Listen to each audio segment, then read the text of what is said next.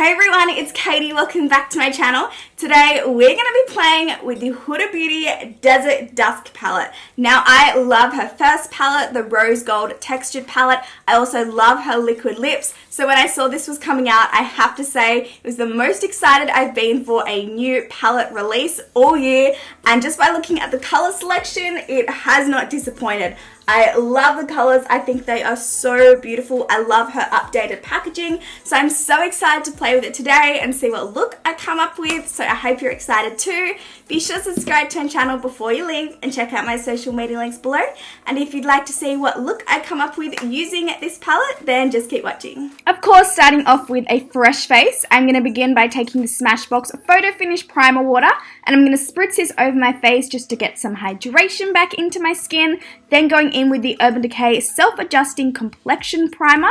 I'm going to be using this to blur my skin and create a really nice, even canvas for my foundation. I'm also going to be taking the Makeup Forever Step 1 Radiant Primer on my Sigma 3D HD Kabuki brush. And I love this primer because not only does it brighten the skin, but it is also so cooling and soothing. I don't know, it just makes my skin feel so good.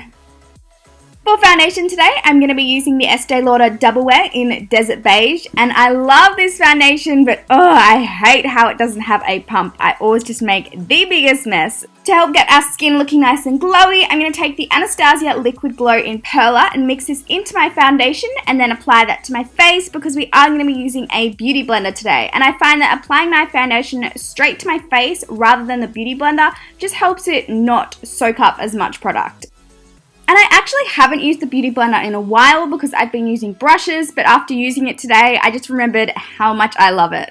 Now moving on to concealer, I'm using the LA Girl Pro.Conceal HD Concealer in Porcelain, and I'm applying this under my eyes, on my eyelids, and down the center of my face to brighten and highlight my face, as well as to cover those nasty dark circles, and I'm blending this out with my Beauty Blender.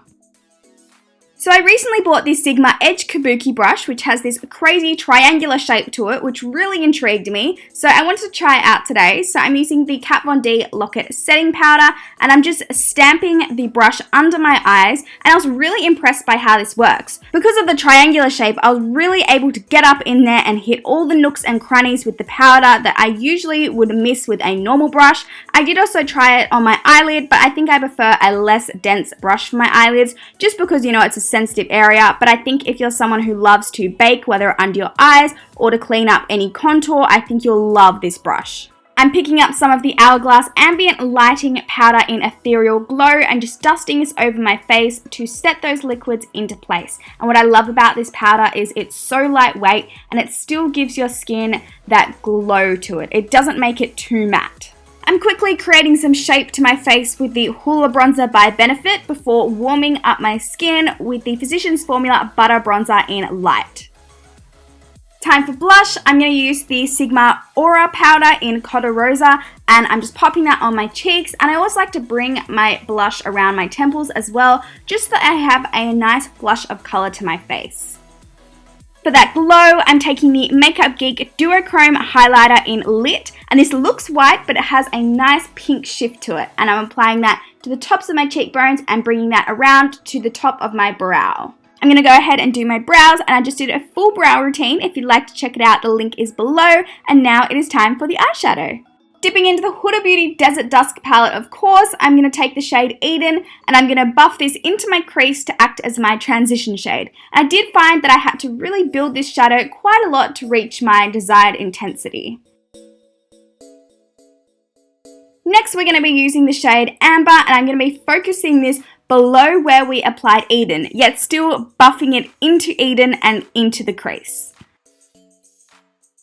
Now dipping into the shade Amethyst, I have to say that I really had to build this shade up to get any pigmentation. I found it to be very dry, and unfortunately it was not my favorite. I'd much rather just dip into the Morphe 35B palette and use the purple from that palette. I decided to create a half cut crease, so I'm taking the IT Cosmetics Bye Bye Under Eye Full Coverage Concealer and I'm just carving out a half cut crease. Going back into Amethyst, I spritzed my brush and used some glitter glue over that concealer to get some pigmentation from this product, and even then I was still really packing on this shade. Yeah. And then just blending that purple shade out into the other shadows. I'm then picking up the shade Retrograde, which is a topper shadow, and I'm applying that with my finger over that purple shade to create that half cut crease look. Then going in with the shade Oud, I'm going to deepen up my outer corner and blend any harsh lines. I'm taking the Stila Magnificent Metals Glitter and Glow Liquid Eyeshadow in Diamond Dust on the Sigma Winged Liner Brush to carve out and define this half cut crease look. To finish off the eyeshadow, I'm going back in with Amber and smudging this under my lower lash line before going back in with Amethyst and really tucking this as close to my waterline as possible. To line my waterline, I'm taking the Marc Jacobs Highliner Matte Gel Eye Crayon in Grapevine before applying some mascara to my lashes. And my thoughts on the palette, I don't know, I'm torn. I like it and I love the shade colors, but I don't know, I just found it to be overall less pigmented than her first palette, which was the Rose Gold Textured palette. But I did go back and swatch some more shades, and the press shadows, they swatched beautifully, but I don't know, shades like Amethyst were so drying and hard to use. So I can see myself reaching for it, but at the same time I can't. I will definitely pick the Rose Gold Textured palette over the Desert Dusk. But I don't know, let me know your thoughts below in the comments, because I'd love to know which palette you prefer, if you've tried both, or just your thoughts in general of the Desert Dusk. I'm just quickly highlighting my brow bone and inner corner with that same Makeup Geek highlighter that we used on our cheeks. I thought it was only fitting that I used a Huda Beauty liquid lip, so I'm taking the shade Sugar Mama and applying this to my lips. And I love the formula of these liquid lips. I love the smell, I love the shade, I'm obsessed. I'm then just setting everything into place with the Urban Decay All Nighter Makeup Setting Spray, and then this is my finished look using the Huda Beauty Desert Dusk palette. I really hope that you enjoyed the video. Thank you so much for watching, and hopefully I'll see you in my next one. Bye guys!